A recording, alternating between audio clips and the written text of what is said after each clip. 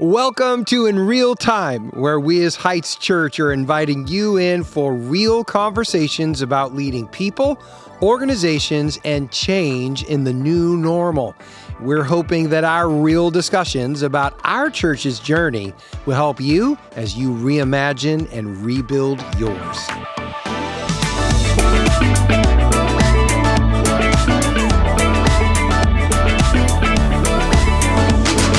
Hello, Craig Sweeney here, and I want to welcome you to In Real Time, where we're having real conversations about leading people, organizations, and change. And I've got a few co-hosts with me today.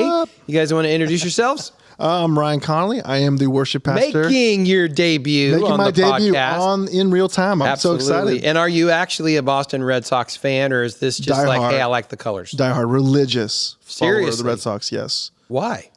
My dad brought me up that way. So He's a Red Sox fan? Oh, yeah. He was born in Massachusetts. So all Boston sports, except for the Patriots. Okay, all right, that makes sense. Yeah. So, Yeah. But yeah, my name is Ryan Connolly. I am the worship pastor here at Heights Church. I diverted you. No, it's all good. Yeah, This is fun. yes, you are. Yeah.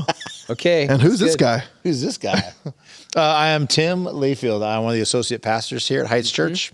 I oversee our online campus and teaching pastor and manage a couple of other ministries Yep. at the church. And you missed your opportunity to wear your Bama shirt. Yep, Roll Tide. Yep. Yep, I mean, which for is you, higher not excellence me. of sports than any Boston Red Sox. I don't Yeah, know about that. I need to be wearing my I Cowboys think we've gear. We should won have more championships We should than have you a have. sports theme day. We should. I I'm like not that. sure how that would go along with the SO. Maybe we could come up with What a are your topic. teams again? Cowboys. Cowboys. Sorry. And then my other sports, Cowboys. Sorry. Cowboys. Yeah. Pretty much just football with me. Have you given up on Dak Prescott? So you know what it is to be long suffering. No, I haven't. He's Okay. good. He's not worth the money. He's definitely not. Yeah, but it's cool. Win It's a all Super good. Bowl, then you can get that money. That's But- right. LA Rams, baby. Yeah, All right. yeah. So I'm pretty sure we're here for Something else. Something We're else. here something way But But different. maybe we should start a Monday morning quarterbacking show. I love that That idea. would be cool. A That'd be different cool. podcast, but kind of throwing that. What are we talking about today?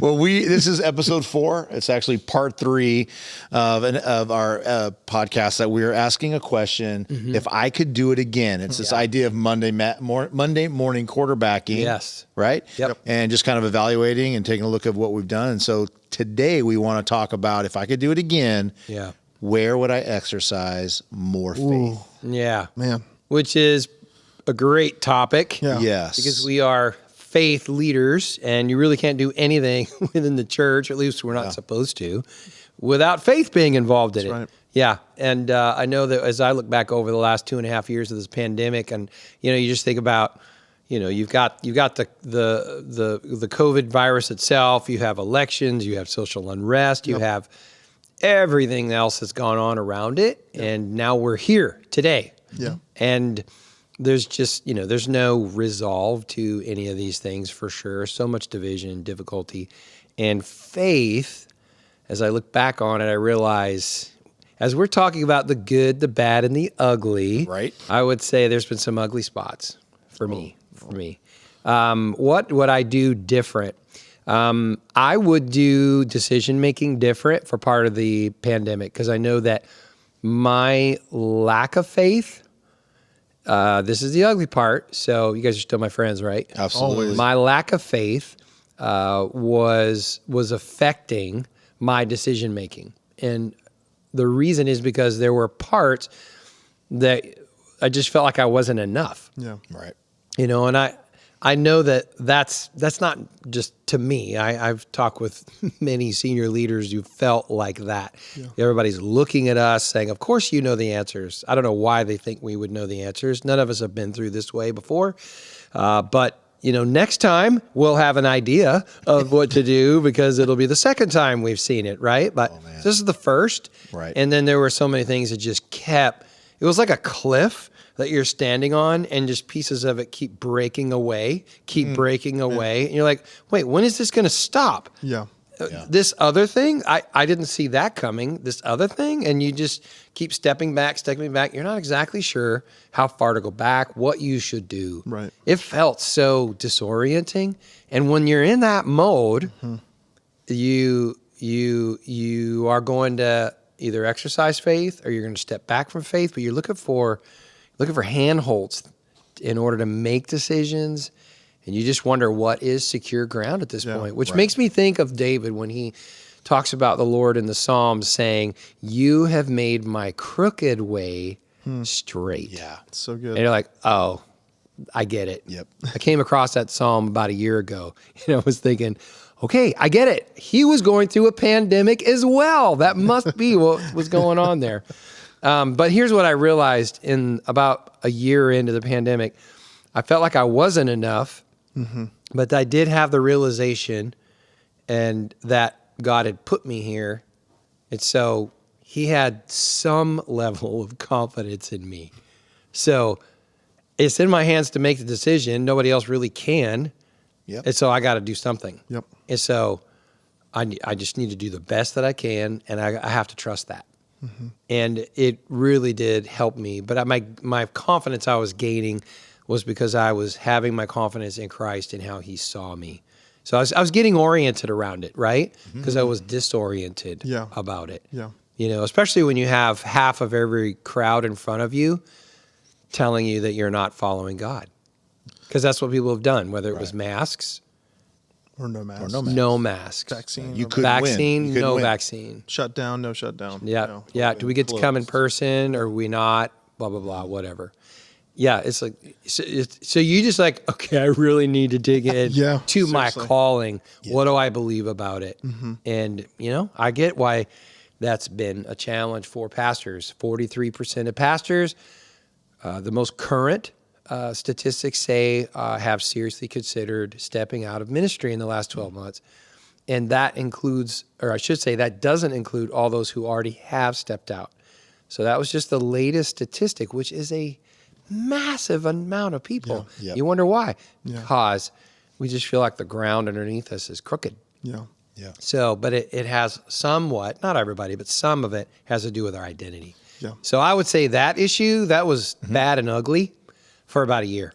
So I was grateful that I was able to kind of come back around. And I don't think you were alone because, I mean, we can all attest, we were all in the same boat. Yeah. You know, and I had no choice. I remember at the start of 2020, I had to exercise my faith no matter what. I was moving across country, moved 3,000 miles to the other side of the states to Florida. To wake up to alligators. To wake up to alligators and the biggest What am I spiders doing? and crickets and all the Snakes. all the biggest Dude, critters. why did you go there in the first place? Anyway, that's a different podcast. That's a different podcast, Sorry. right? Yeah. But you know, I remember like when Sorry, all those in Florida who are watching. We love I'm sure you. We have a Shout out to the- massive we love amount Florida. of yes, we do. We love you, Florida. Yeah, always in my heart. But no, I remember when news first broke out about the shutdowns. Okay, 2 weeks, I can handle that. Mentally to myself, I was thinking, oh, this is gonna be fine. This is gonna be okay. But then when it came to about 3 months, 4 months, I mean, I remember. This is where I was. It was ugly for me personally. You know, I was giving a lot of thought and attention and emotional energy to things that I shouldn't have. Social media. I mean, if millennials, if we're going to be honest with ourselves, we need to put the phones down. Yeah. We need to turn the notifications off. We need to dedicate ourselves more to the Word and stop worrying about our feelings and thinking our feelings are so important. You know, that's just me just going off a little cliff there. But anyway, with that being said, The cliff just gave way underneath you. Exactly. But I remember I was worried about my job. I was like, will I have a job? I remember this church I was at, it had 7 campuses. Within 2 months, they closed 3 down. Yeah. You know, because, you know, that's just the nature of the pandemic of just people not being able to work and giving was down. And so I remember just my mind and my heart were just not aligned. And if I could have gone back, I would have just said, Lord, if you brought me out here, you will not leave me stranded. Like there was a reason you brought me out to Florida. There's a reason I'm with this beautiful community of believers. And I really, towards the end of that year, I remember I really challenged myself. Okay, I'm not going to isolate. I'm going to dive in. I'm going to dig in. I'm going to say, God, you're still in control. I had to find it within me, but I remember within the first few months, I was a mess. So if I could do it all over again, I will remind myself, hey, go to God. Yeah. He's got this. He's got no matter how, because we never dealt with anything like this to Yeah. this level of disruption in society. I mean, we're talking globally. Yeah. Lives are forever changed because of this. How old are you? I am now 31. All right, so you've never seen this. Never I'm seen it. 53. I've never seen Right. this. Tim's like, what are you, 20 something? 20. Yesterday. Yeah, My yesterday. birthday. That's right. That's what I 20. thought. That's what I thought. None of us have seen this in our generation. No. Yeah, so it is. It's just disorienting. Yeah. Let me ask you guys a question about this, the whole decision making, not feeling like I was enough. This is a senior leader's perspective, and I'm voicing something that I know other senior leaders have told me they felt as well, but they're very apprehensive to say that to their staff teams. I'm just curious, if you're on a staff team and you're working with a senior leader, how would you encourage that senior leader if you felt like this? If you could speak to those senior leaders right now, how would you encourage them if they say, you know what, I feel like I'm not enough. I'm 2.5 years into this and I still feel like I'm not enough. I'm not confident in this. How would you encourage them? I think it kind of goes back to what you said, that God has put this in your hands. Yeah. Yeah. And so therefore this thing wasn't a surprise Yeah. to him. Not to him. Yeah. Right? And so therefore you are in this position placed by him with his authority in this time. Yeah. And so if leaders could just sit with that and begin to live into that, Yeah. meaning they can make that decision. Yeah. Yeah. And they have to make that decision. Yeah. Yeah. And so and so for one, I would say as a person, a part of the team, we need you, your staff needs you to own that part. Yeah. Because listen, if they're worth any of their weight in salt, they're going to understand there's always going to be a little bit of uncertainty, but you got to move with confidence, not arrogance, but confidence that, hey, this is in my hands. I'm the one who has to make the decision. I'm the only one that can make this decision. Yeah. And my staff who are following me need to know that we're headed in this direction, or this is the decision. Yeah. That You doesn't need that clarity. You need clarity, Yeah. because then it trickles down. If you're uncertain, how do I lead my teams with any type of certainty? Yeah. The only certainty I'm leading them is uncertainty. Yeah. You know, Yeah. and so Good point. it's important that leaders know, one, there's always grace, but at the same time, it's in your hands. Yeah. And as staff people, when I've worked at churches, I'm submitting to that leadership, Yeah. which means I'm praying for you, I believe in you, come on. and Yeah. I'm behind you. Yeah. So make that decision, Yeah. and let's go. Yeah. You And know- I'm hearing that as an encouragement. Absolutely. Like, hey, Yeah. we want you Yes. to do this. Just do the Yes. best thing you know to do Exactly. in this situation. Exactly. Because we're bought in. That's what I'm hearing. And then we're behind you. We're going to be, we're your mighty warriors. We're behind you. Armor bearer. I like Let's that you go. Feel it. I like that you brought up prayer, because that was one thing I was convicted of. Yeah. Was like, I should be praying more about this than trying to talk about it with people. You know, I remember thinking to myself, man, I do not envy the position that our senior leaders are in right now. Oh, yeah. I remember at one point thinking to myself, the amount of stress and the amount of turmoil that's going on in their hearts and their minds, I was like, God, I began to just pray for them. Yeah. And I would let them know I was praying for them. Yeah. And I would let them know, like, hey, I'm with you no matter what. Yeah. Because I think, there's a point where leaders need to know that their senior leaders need to know you're not alone. Yeah. So, the ones that are around you that come up to you and say, hey, we got you. Yeah. We're surrounding you. Man, what a gift. Yeah. That is. No, So I appreciate that. Yeah. You know what's funny? It comes to mind. I had this conversation with the Lord in one of my chair times somewhere in the middle of the pandemic. And I'm like, okay, Lord, this is really hard. This, other. And he reminded me, you asked for this. Yeah. we did sign up for this. You asked Yeah. to be a senior lead. You wanted this. You felt my call and you said, I want it. Yeah. You're there. You're enough. Dig I in. gave it to Wow. you. It's okay. I know it was very humbling. Yeah. Actually. And then the Lord reminded me, he gave me this illustration of a plane that I heard years and years ago, which is that the wings on a plane are literally designed for a massive amount of turbulence, a turbulence that they would never actually be able to go through.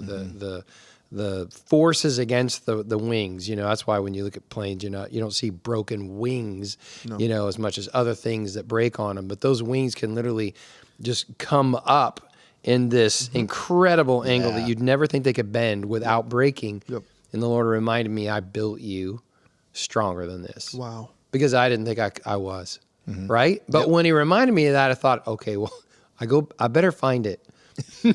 But I knew to look because he told me. It's there. And I know it sounds silly right now, but that was real. That actually helped me turn around and start assessing a resource of strength and confidence and just faith that I didn't realize that I had there.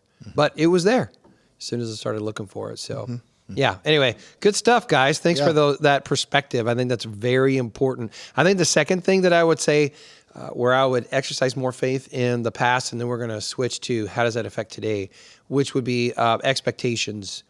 Because there was this expectation, this kind of goes along with the first one, but it's different. There was an expectation that we shouldn't be going through this kind of hardship. Like we all know we're going to go through hardship, but Lord, this is too hard. Right. Oh man, this is too hard. We're right? too spoiled, man. Yeah, it's just like, I'm just. Oh man. That was my chair time with the Lord. Yeah. So, but then the Lord gave me this image, and I thought about, the verse out of Romans that said, we are more than conquerors in Christ. Yeah. And I realized that the picture that I have in my head when I have given that verse, taught on it, or prayed it, or stood on that verse in faith was, I pictured like this Captain America type figure that was standing on top of this mountain, had flag in hand. There was not a hair out of place. His uniform looked awesome. He was refreshed, not even sweating. And that was the more than conqueror. I mean, that was literally the picture I had. And then it was the Lord is like, it's the wrong picture. Yep. And then I saw what he really looks like.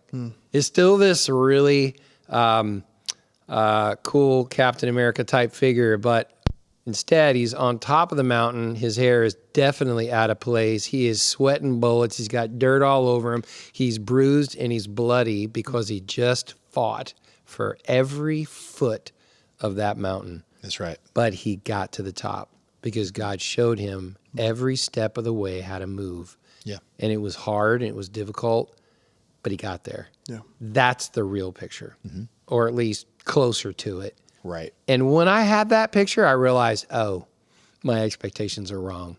Yeah. Stop complaining about this, Craig, because when I complain, I am no longer in faith asking God for help to make the decisions that only I can make. You can see how this thing just cycles on itself and keeps you from doing the things you're actually called to do. Yeah. And so I realized these things are all connected to one another.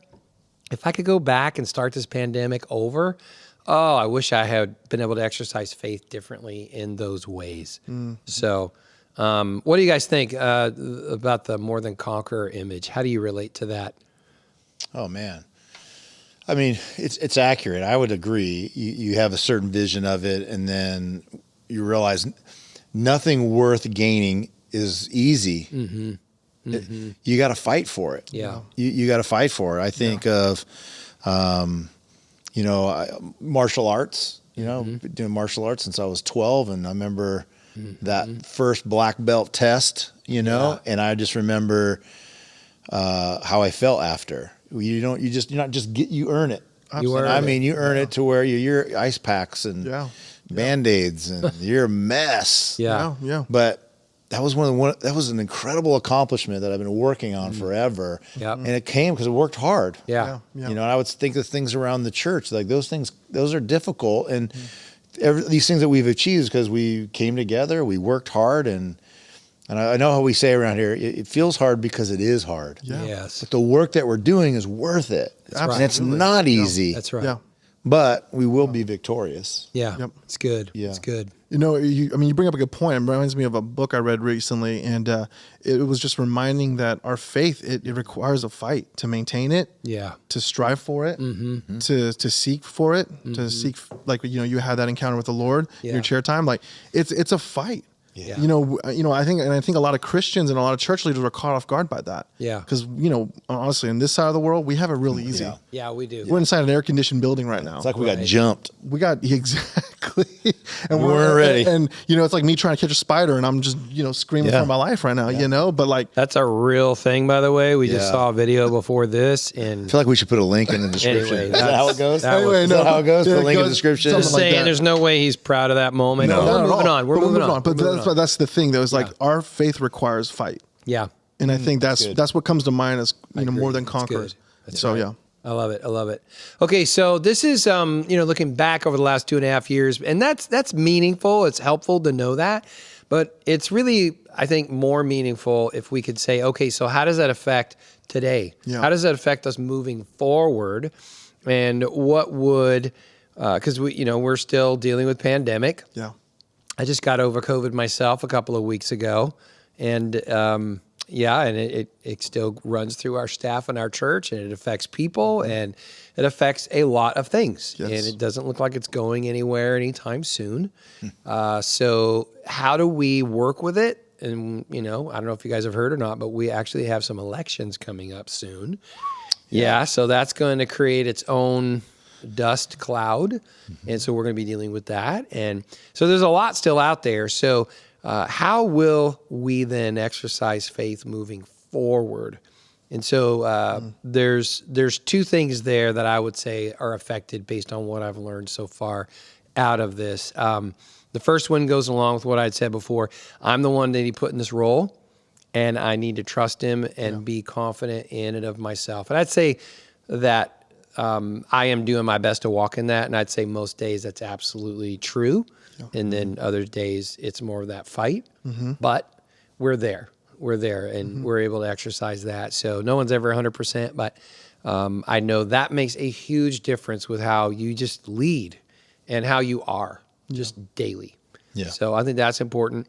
I think the other thing is that God uses extreme hardships throughout Scripture right before he makes a huge impact. And I just think about, stories like Gideon. Oh my goodness. I mean, huge hardship, just massive hardships coming, but then massive impact that was able to come. Right. You see this throughout the Scriptures, and I think, okay, well, we understand what the impact and the hardship looks like right now Right. on us, right? Absolutely. And it just makes me think, well, what kind of an impact now could come Oh, I know. because of this hardship? Yeah. Because it does create a opportunity in people that they now want to talk about Yeah. the this thing called faith. In fact, I was just talking with one of our pastors who grew up with a guy, and that man is now 80, his friend, and for the first time, this atheist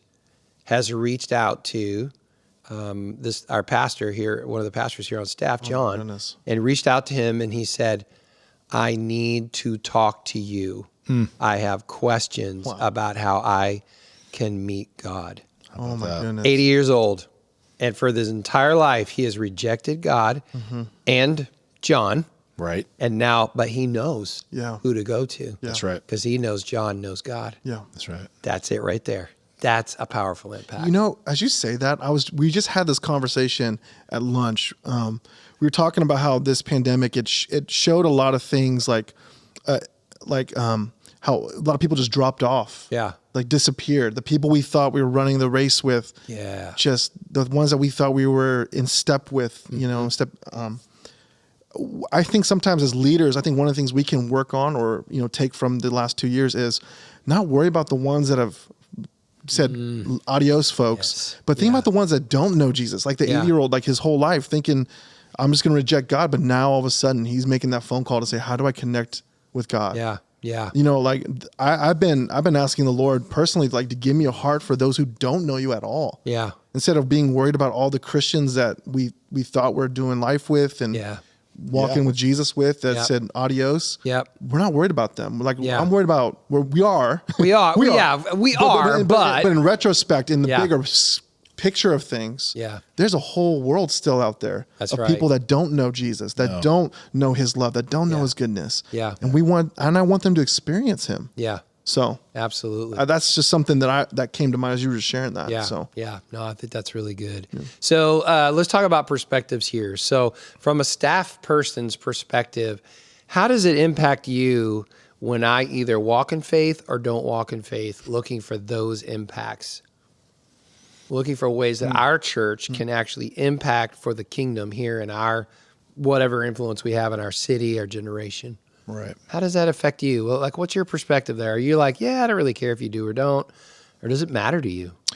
It does matter. I know, like, for instance, during the pandemic, and if we're going to be honest, like, we are all having our doubts. No, we don't want to be honest. This is not what this is about. Good. Yeah. No bad or ugly. Right. We're not. No bad or ugly. Yeah, but, we're all having our doubts. It was rough, man.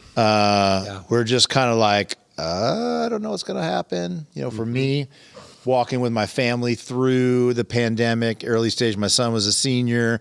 His whole second half of his senior year is crumbling around him. No graduation, no prom, no hanging out with friends. He's stuck in the house. And then my ninth grader, his first year of high school, he's like, is this what it's going to be? And so there's this level of fear that I'm hearing. Yeah. And so in the moment we're having these family conversations, I remember saying, do we really believe that this caught God off guard?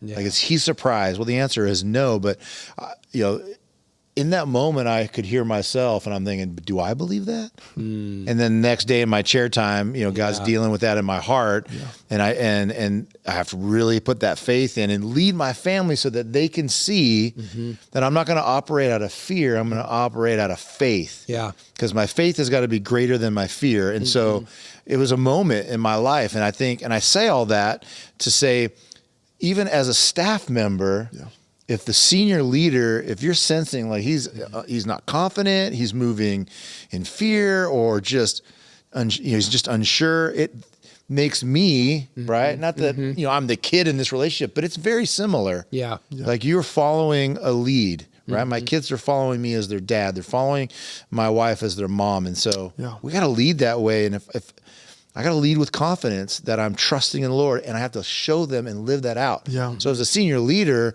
it is so crucial that happens. Yeah. Because if not, then the rest of us are going to be like tippy-toeing and not really sure. Yeah. And then next thing I know, the people in our ministries are going to sense that and see that, and then they're going to lose confidence. And so, and it's not that we fake it. No. But we got to do the business so we're not faking it. Exactly. Yeah, meaning connecting to God. Yeah. We can't Getting His pretend. heart. So do the hard work. Exactly. Because we need it so that we can lead strong. Yeah. Yeah. I was thinking about how we got connected, and I came back to California, after losing my youngest brother. I remember just what came to the surface was, God, I have nothing else in this world but you. So I can't look to anything else. I've experienced God so much in my life in many ways that I can never deny His existence, His goodness. Yeah. And so for me, I had I just made it every effort to say, God, I'm gonna wake up and I'm just gonna just live my life for you. You're still worthy of it all. Yeah. And I remember as you're talking about how like senior leaders, one of the things that I was really drawn to about our conversations when I first was getting onboarded here was your view of God, your understand, like the way you talked with me, it sounded like, man, I'm just focused on the mission of Heights Church. This is what I'm looking for. This is where I believe God is leading us. And the way that you communicated that was just so profound. And I was like, God, like these are the things that I care about as well.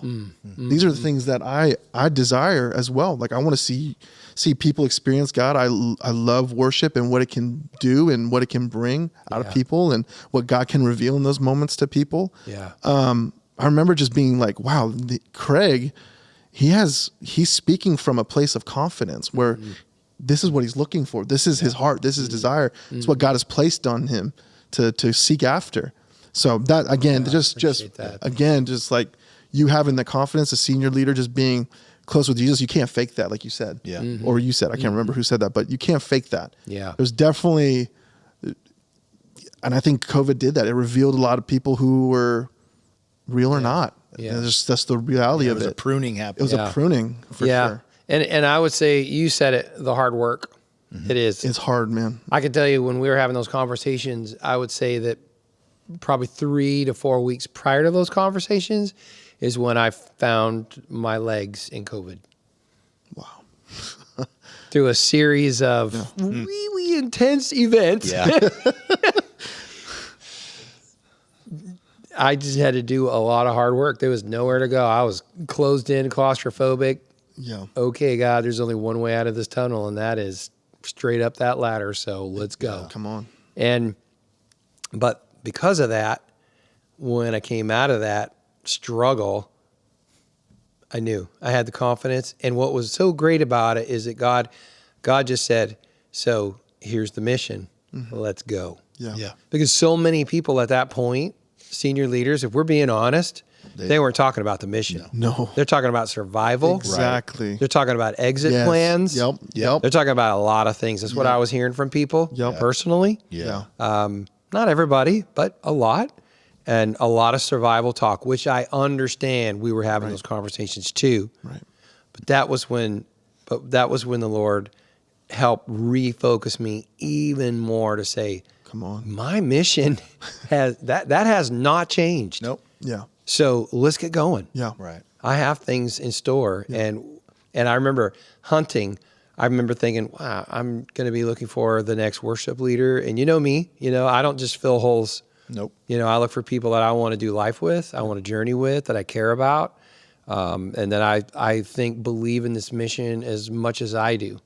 Because if you don't, then I'm just going to be honest, I don't really want you here. That's just, why would I do that? Because I know how passionately I feel about this thing. Yeah. Yep. Yeah. And so God's mission, it's worth that. Absolutely. And not everybody knows that or understands that, but we do. Right. And I remember thinking, okay, Lord, I'm looking for a literal needle in a haystack of trying to find a worship leader who's going to lead this beautiful church to know how to worship and to worship of you. I got to find that person in the middle of COVID with all this disruption and what? And right away, God led us together. Yeah. Made that connection right away. Yeah. So it was powerful. And no, those were good moments. Those were good love moments. Going back to those conversations that we had. Absolutely. That was good. Thanks for saying yes, by the way. Yeah. Thanks for asking. Yeah, no, that's really good. Okay, so I want to go back to something you said earlier. I want to make sure for senior leaders, you guys aren't saying, "Hey, just do something, figure it out." No. You're not saying that in a harsh way. It's an encouragement because you believe. Otherwise, you're going to be part of the Great Resignation. Yeah. Right? Yes. It's like, hey, I'm out of here. I have choices. Right. And I don't want to choose this. But I believe in you. I believe in what we're doing together. Mm-hmm. You're speaking about it more from that perspective. When you're saying, I want you to exercise that faith because we know you have it in you. Mm-hmm. Right? You're speaking more of that. Because I don't want senior leaders to hear staff saying, hey, you can't admit you don't know it all. Right. Right. Because, come on, we already know we don't. And you guys already know I don't. And how many times I've been able to come to our team and just say, guys, I am not sure. And these are words that I feel like are really helpful. And I so appreciate how you guys have responded to this. I would tell you, I am not sure what the next thing is we need to do. But my commitment is I'm going to figure it out with the help of God and counselors. Yeah. And very often you would speak into those things with me. Yeah. So it's not like, hey, Moses, go to the mountain and you and God have a conversation, come back down and tell us what's going on. Right. Which puts all of the weight on us. It's like, no. We want to help you carry this. Right. Absolutely. I think a lot of times too is what we're not saying is you go, like you said, go to the mountain, figure it out, and come back and give us some instruction. Yeah. That's not what we're saying. What we're saying is because there is a level of transparency that bonds the team. Absolutely. And so when you say, I don't know what my next step is, because I'm bought into the vision and the mission that God has for Heights Church, and that I believe that God has placed you as the lead pastor, then I am partnering with you to help you figure that out. Yeah. But I need to know if you need my help. Yes. Yeah. So I could be praying. Yeah. So I could be encouraging you. What can I do? Hey, know that I'm praying for you. Because the prayers of a team saying, Lord, give our lead pastor a vision, give him clarity, give him that all that he needs. Yeah. that's my partnership in this whole thing, so that you can come back and say, God's given me clarity. Yeah. Yep. Yeah. Here's what we're going to do. And I'm like, yeah, we prayed for that. Yeah. And That's so good. it's not just go it alone and we're going to sit here and unpack our brown bag lunch and wait for you. No. We're in it with you. We're doing That's the work right. behind the Yeah. scenes. That's right. We're doing Yeah, the work. We're praying for you. Yeah. We're in the Yeah. trenches with you. Yeah. But exactly what you said. Yeah. That was We're going to bear beautifully the said. burden, but Yeah. God's going to give you the direction. Yeah. Exactly. And we need that. It's because it's in your hands. Yeah. So we need you to give the direction, but It's good. we're going to help you get there. I want to say from a senior lead's perspective, there's been a few times through the pandemic where, this doesn't have to happen every day or every week. It's not something you look for. It's just there comes these moments. And I so appreciated that you as a team picked up on them and literally prayed for me. And I remember going home and telling my wife, and her reacting just like me. It was one of those moments where you just feel so vulnerable and uncovered, and yet so incredibly blessed because of the people that are around you. It's like they really do care about this and me and what we're doing. And I think my encouragement, if you're listening into this conversation and you're a staff person, one of the greatest things you could do, just go pray for your pastor. Yeah. Yep. Just ask him. Yeah. Just ask him and just hear everything I'm telling you, because I promise you in one version or another, he's thought it. And pray for him. Yeah. And let him know you love him, you care about him. And if you're a senior lead, my encouragement would be to be vulnerable and let them know, I don't have all the answers. And they're going to say, yeah, we know that already. Yeah. But my commitment is we're going to figure this out. Yeah. What an amazing bonding time. And I think, we talked about in previous episodes that we emerged from the pandemic stronger. To me, those are some of the reasons why. Yeah. Because, and it only actually took one or two of those moments to just seal that bond. It's like crazy glue after 30 seconds. Yeah. There's a And big difference Those between experiences 30 then seconds. build your faith. Yeah. So we're talking They about do. like, how would I exercise more faith? It's Yeah. like, well, how about engaging in the faith with your team? Oh, yeah. For instance, when we say we're going to pray with you, Yeah. so that God will be clear and you'll have that vision. Yeah. And then when the clarity comes, we're bought into that. That's right. Yep. And now I feel like, man, God just showed up. It's like the things we teach from kids to students it's like, you just trust God in this, take a step, he'll show up, and then your faith just grew. Yeah. And so over the pandemic, we saw so many spiritual markers where that was happening. Yeah. We don't know what's going to happen, but we don't know how we're going to pay salaries. We don't know how we're going to fund ministries. We don't know how we're coming back. Right. We don't know who's coming back. True. But we just said, here's our Yeah. mission. Here's what God, we're just going to pray. We get a vision of like God saying, this is what we want you to do, or wisdom would say, this is what we should do collectively. Yeah. Right. And then it happened. Yeah. And so at the end of all of it, when how do you exercise more faith? I'm at the point like, well, then we just need to collectively be praying together and seeking God's clarity on the things. Because let's remember, some of those spiritual markers were things we knew that if God didn't show up, this was going to be a mess. Yeah. Yeah. But then all of a sudden, holy smokes, he showed up. Yeah. Because you as a staff person realized this is way bigger than me. Oh, yeah. God has to be involved in this. Yeah. Absolutely. Right. Yeah. And a Right. side note was, and I don't know how other, staffs have all different kinds of dynamic, but for me, leading that way with my family, like my kids bought in, my wife was buying. I mean, like we were just praying for our church. We were praying for our leader, right? We were praying for you, Craig. We were praying for worship, and we were excited as a family when Ryan came on, and he just kept filling holes. Yeah.